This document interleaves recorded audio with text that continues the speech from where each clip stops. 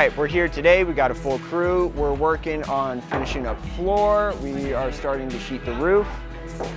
And of course, some organization and some good stuff like that. So we'll get rolling.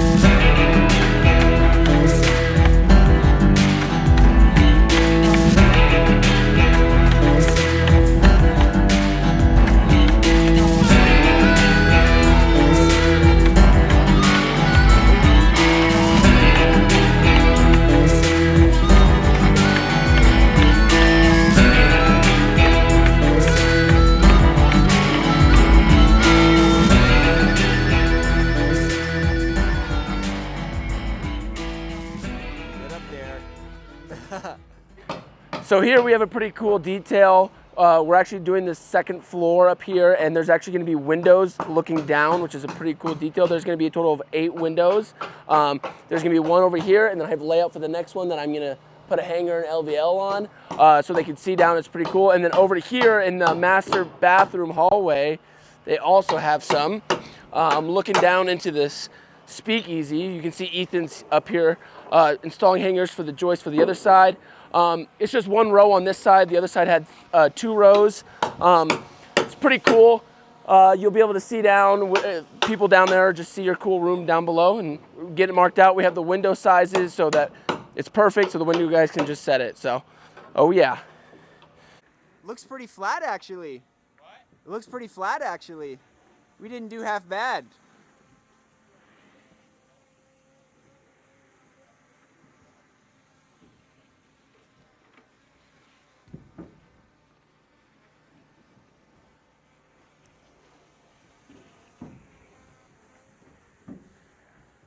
Sick. So what we're gonna do is we're gonna find a square line off these joists, rafters, whatever it is. Yeah, because everything's running like this, we need to get a square line. Like pulling parallel off of one of these is not gonna make us square off the joist, and then we'll have a hard time sheeting it. So what we're gonna do is we're just gonna measure up to an arbitrary joist, and we'll do the modified 345. We'll go 242 and a half for now. We'll measure that number, and then we can just do a regular old 345 more or less. So we'll go 102 and a half, and then we'll just calc that.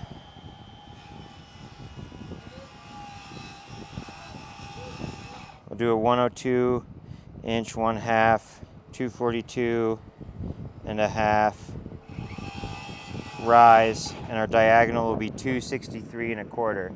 263 and a quarter, which is way over here. I'm glad we pulled over that much. So then we connect that line with our line on this side, and we'll be perpendicular enough. Perpendicular enough.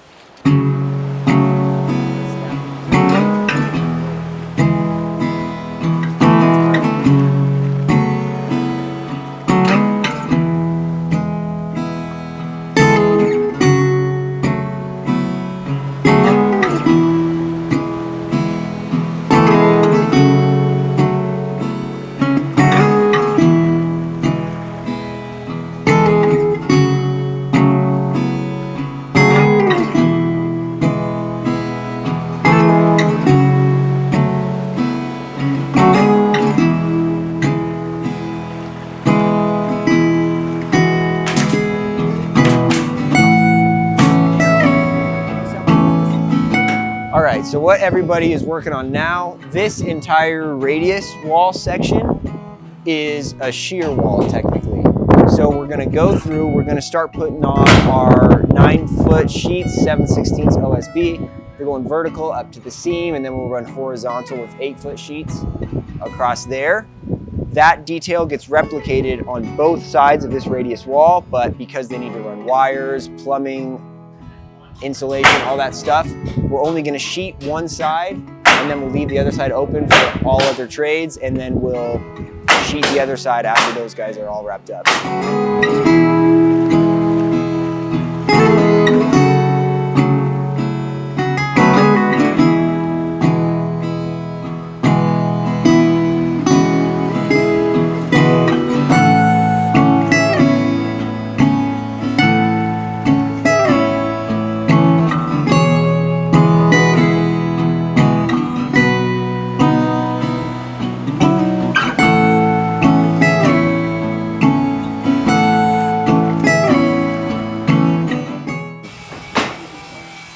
All right, so we're finishing up here before lunch, not for the day, just a half day. Just a couple more sheets here before we head down to the safe zone to eat.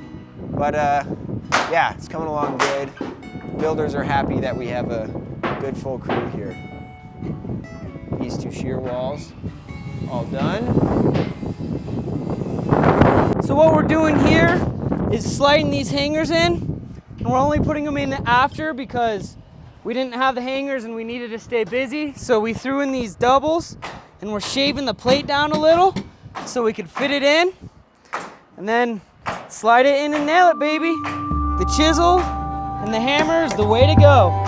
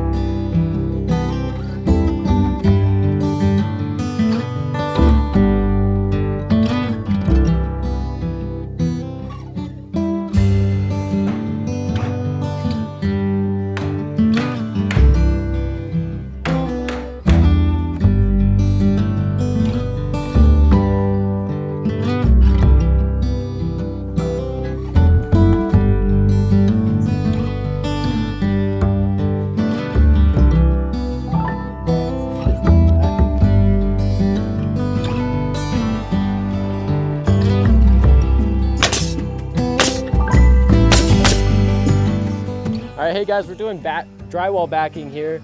So when the drywallers come through, they need a spot to get up to here, and they can't nail in if there's no block here. So I'm just making sure going through all the corners and just putting in blocks so the drywallers can be happy.